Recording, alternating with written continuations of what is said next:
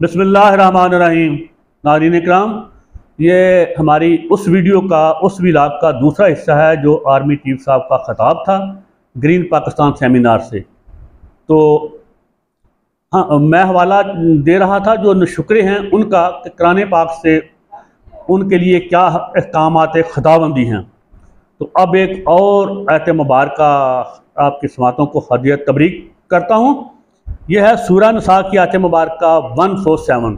इसका तर्जमा, अल्लाह तुम्हें अज़ाब देकर क्या करेगा अगर तुम शुक्रगुजारी करते रहो और साहबे ईमान रहो। हमें जानदारी से देखना है, सोचना है, क्या हम और हम पे काबज़ ग्रोह अकलीती इतना सा हम वाकया ही साहबे ईमान हैं, हम वाकया ही शुक्रगुजार हैं? इसका जवाब मुझे तो पता है कि मैं शुक्रा हूँ, आप सबका आप पे छोड़ता हूँ।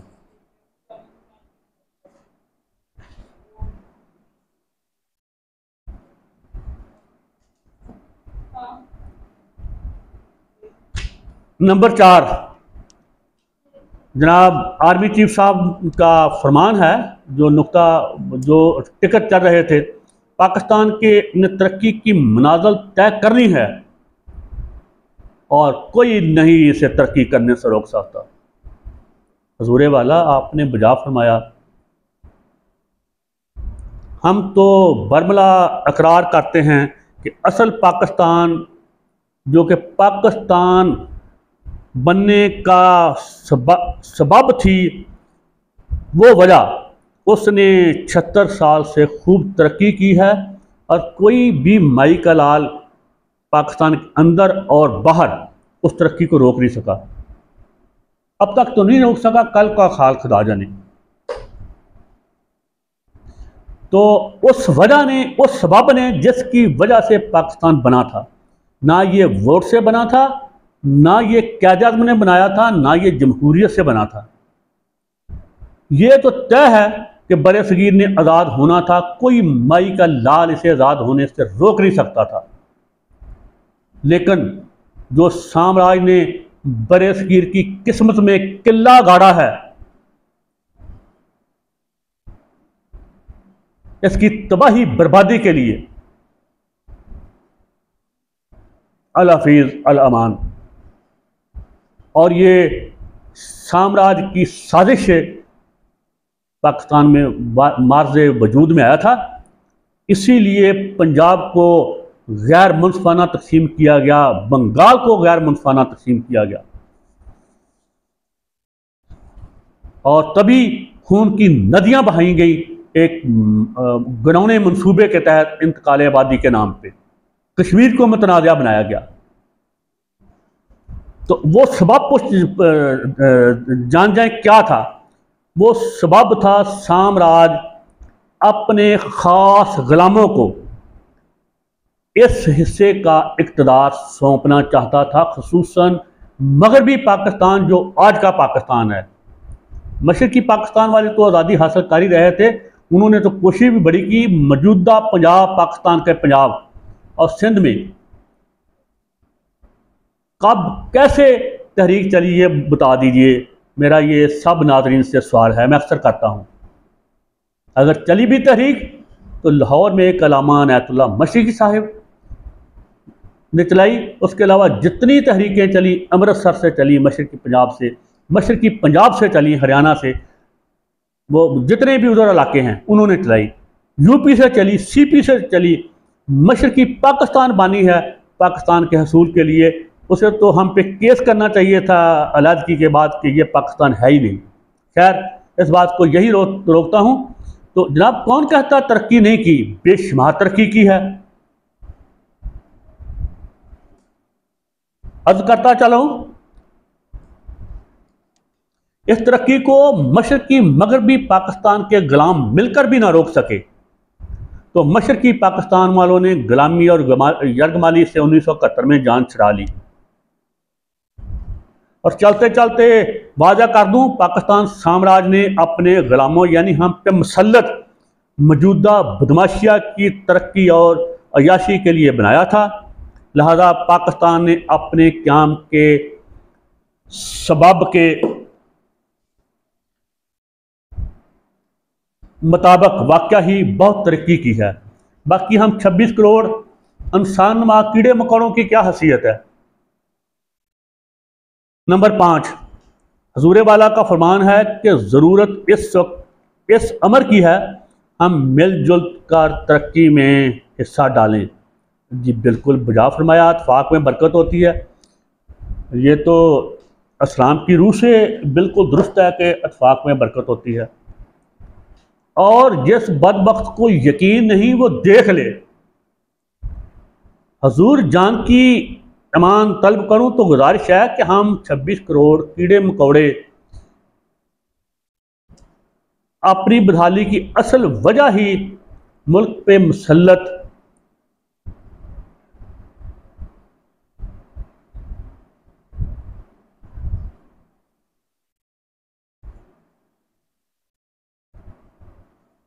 हाँ, तो हमारी बदहाली की वजह हम पे मुसल्लत अशराफिया की मिलजुल कर तरक्की करने का नतीजा है। वगरना पाकिस्तान में मैं फिर बार बार कहता हूँ जितने मसाइल हैं इतने दुनिया के किसी मुल्क में नहीं हैं। तो हुजूर और आपने मिलजुल कर कितनी तरक्की करनी है। आपने मिलजुल कर बेपनाह तरक्की की है। आपसे मुराद किबला हुजूर आर्मी चीफ साहब आपसे नहीं कह रहा। जो ये एक अशराफिया क्लब है, बदमाशिया है जो पाकिस्तान के इक़्तिदार पे काबज़ है, उसने कितनी तरक्की करनी है। सब कुछ लूट के तो ले गए। कनाडा में, बेल्जियम में, स्पेन में, फ्रांस में, इंग्लैंड में, दुबई में अब तो नया नया ले गया है। ऑस्ट्रेलिया में जरदारी ने दुबई में रखा हुआ है, नवाज शरीफ ने लंदन में। और कितनी तरक्की करनी है। जो 30 साल पहले साइकिल पे थे आज उनके ज़ाती हवाई जहाज हैं। और कितनी तरक्की आपने करनी है। तो बिल्कुल आपने मिलजुल कर खूब तरक्की की है और मुझे यकीन है आइंदा भी हम आपकी तरक्की नहीं रोक सकते। नंबर 6, हजूर वाला आर्मी चीफ साहब ने फरमाया कि हम बाहसीत अदारा हर तरह का तावन करेंगे। हजूर वाला हम आपके मशकूर हैं, ममनून हैं, हम आपके ग़ुलाम हैं। लेकिन फिर जान की अमान पाऊँ तो एक गुजारिश है। आपने अपनी साबका तक़रीर या ख़िताब में फरमाया था कि ताकत का सरचश्मा अवाम है। तो हजूर वाला हम सिर्फ ताकत का सरचश्मा नहीं है। ताकत हमारे यहाँ कहाँ, हमें तो हम तो कमज़ोरी का जो आखिरी दर्जा उससे भी नीचे हैं। ताकत कहाँ हमें आ गई गुलामों में। अलबत्ता एक बात ज़रूर है कि वसाइल का सरचश्मा हम हैं जो हम तमाम रियासत के लिए मुहैया करते हैं, बमै आपके अस्करी अदारा के लिए भी। अगर यहाँ अवाम ही ना हो आपके लिए मजदूरी करने वाले, दिन रात अपनी जान मारने वालों, तो वसाइल आपको कौन मुहैया करेगा। किसी की अयाशी नहीं चलेगी, किसी की बड़ी बड़ी गाड़ियाँ नहीं चलेंगी, वो कई के करोड़ की गाड़ियाँ कारें यानी वो नहीं चलेंगी, बाकी को तो छोड़ें। ये हम अवाम हैं जो हर अदारे को वसाइल मुहैया कर रहे हैं। आपका सवाल हो सकता है कि अगर हम वसाइल मुहैया कर रहे हैं तो फिर मुल्क डिफ़ाल्ट क्यों होने लगा है।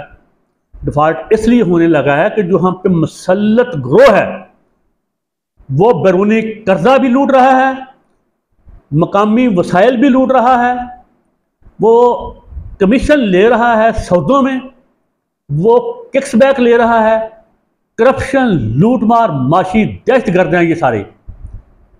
इन्होंने अगर इनसे लूटी हुई दौलत निकलवा लें, मैं आपको यकीन दिलाता हूँ 20 साल तक बगैर एक टेडी पैसे टैक्स के पाकिस्तान का बजट बन सकता है। लेकिन इस अवाम में सब नंगे हैं, कौन किससे वापस लेगा लूटी दौलत।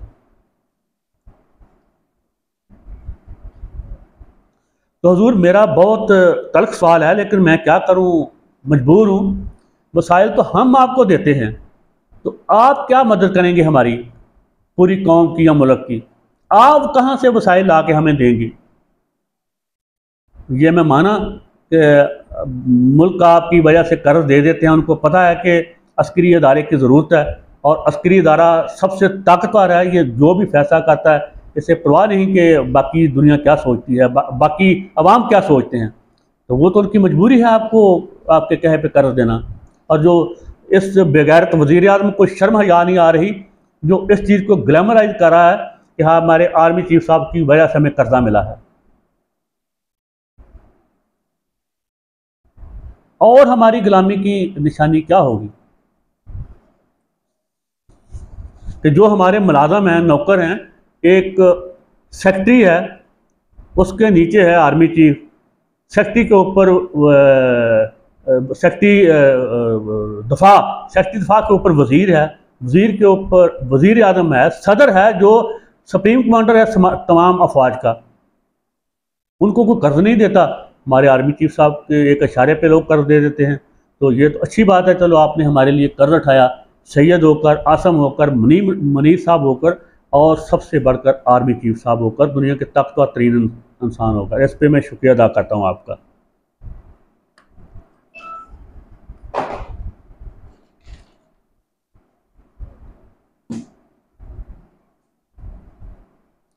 नंबर 7, मेरे काबिल साद एहतराम आर्मी चीफ साहब ने फरमाया है कि पाकिस्तान के पास हर तरह के वसाइल हैं। मुझे कसम है परवरदिगार की जिसके कब्ज़ा कुदरत में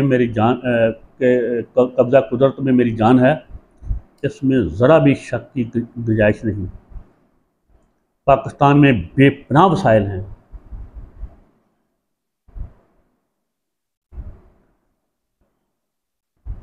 ये हजूर वाला ने दुरुस्त फरमाया, मगर मसला यह है कि तमाम वसाइल पे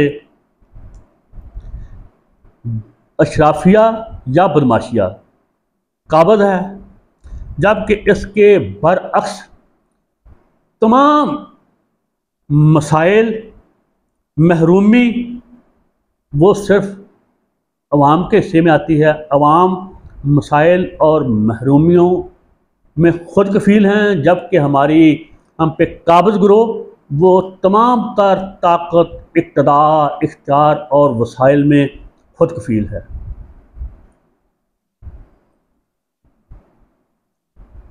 ये हिस्सा यहीं पे ख़त्म करता हूँ। अगली तीसरे हिस्से में मैं कुछ अर्ज़ करूँगा हुक्मरानों के लिए। मेरे आर्मी चीफ साहब ने आज कुरान पाक के खूबसूरत हवाले दिए, मुझे बेपनाह खुशी हुई। तो मैं उनकी तकलीद करते हुए कुछ हुक्मरानों बारे कुरानी हवाले पेश करना चाहता हूँ, वो इससे अगली वीडियो में।